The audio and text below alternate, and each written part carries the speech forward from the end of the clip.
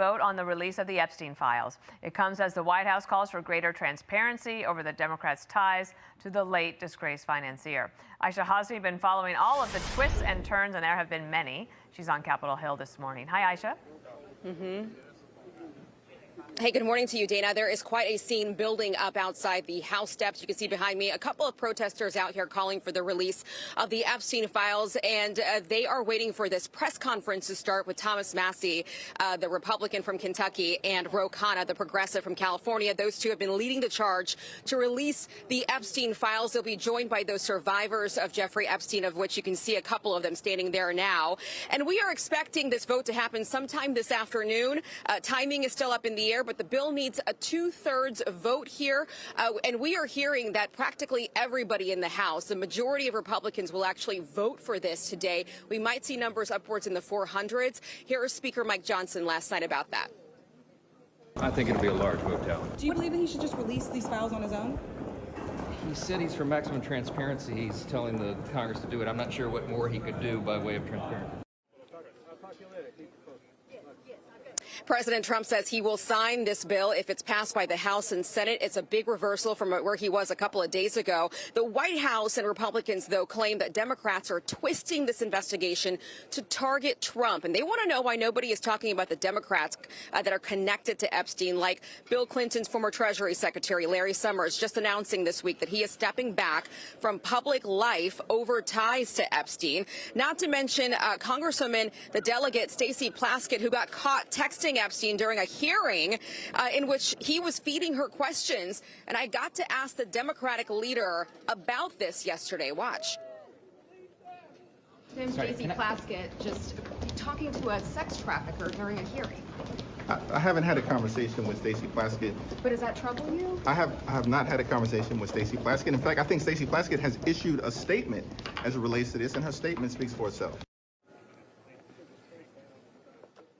So he refers her to that statement. In that statement to CNN, Dana, she basically says, as a former prosecutor, she will welcome any information she can get to the truth. So this is amping up ahead of this big vote today, expected to pass in the House. Dana? It's hard to imagine that's exactly what she was doing, but okay, that's her statement. Aisha, thank you. So let's bring in our colleague, Bret Bair, anchor special report. Bret, good morning to you. Good morning. First, have a gander yesterday. Here's the president talking about Epstein being exclusively a Democratic problem. Here he is on that. I'm for I don't, they can do whatever they want. We'll give them everything. Sure I would. Let the Senate look at it, let anybody look at it. But don't talk about it too much, because honestly, I don't want to take it away from us. It's really a Democrat problem. The Democrats were Epstein's friends, all of them. And it's a hoax. Okay, so let's see which way this goes. We do not know the fallout yet. I think we can say that. But based on Aisha's reporting there, the fallout is already beginning, Bret. Yeah, I think so. By the way, I'm partial to the pink frog protester up there. I hadn't seen him before. But listen, I think that this is a big moment because it is a turnaround from where the president was and how he talked about it and what the instructions essentially were, how House Speaker Johnson was dealing with it. You're now going to see the floodgates open because a lot of people wanted to vote for this. And now that the president has opened that up, I think the vote is not in question at all, and they'll probably get a ton of votes. Now, where does it go? How long does it take? Do we see the documents? How much is out and how much is not out? And I don't think we have a sense of that from the DOJ. Remember, thousands and thousands of pages have been put out already. And what we're seeing so far, you're right, cuts both ways as far as embarrassment and also, even worse when it comes to the victims talking about that.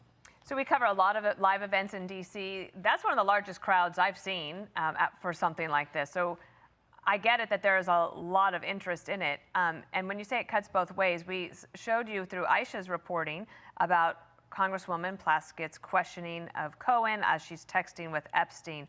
But Derek Van Orden also spoke about this. Now, he's a Republican from Wisconsin. Watch here. Epstein was convicted in 2009 of sex trafficking. Ms. Plaskett represents the Virgin Islands, where Epstein Island is. She was speaking to him a few months before he died in prison asking him what questions she should be asking witnesses that were going after President Trump. There's, in no universe can you say that that was a good thing to do. What do you make of that part of it? Yeah, I mean, listen, those text messages are pretty straightforward. He is in the process of watching the hearing saying good job about the question that he prompted her to ask Michael Cohen. It kind of happens real time in the way that the timestamp is. And I think that, you know, as I'm saying, it cuts both ways. There will be Democrats that are very affected by this and what comes out of all of these pages. I think the president feels and is expressing his confidence that he's not a part of this. And I guess what is, for Washington reporters, tough to get your head around is why it took this long to get to this statement about go ahead and vote for it. Yeah. And you know what was behind that effort up until yesterday. Yeah, they could have done it under the past administration. They chose not to.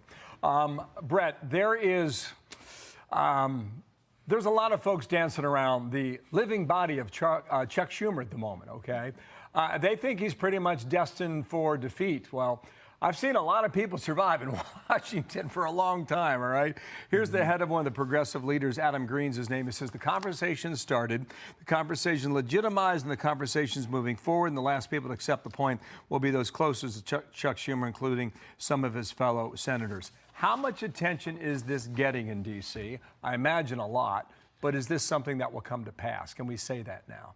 I think more betting is on Chuck Schumer leaving, or at least leaving the Senate Minority Leader position, maybe even not running again. I mean, that's the going line here in the Washington circles. But you're right, people have survived these things. I think that there was a lot of frustration about the handling of the continuing resolution and the shutdown and what was the benefit from that for Democrats. And that is still reverberating here in Washington.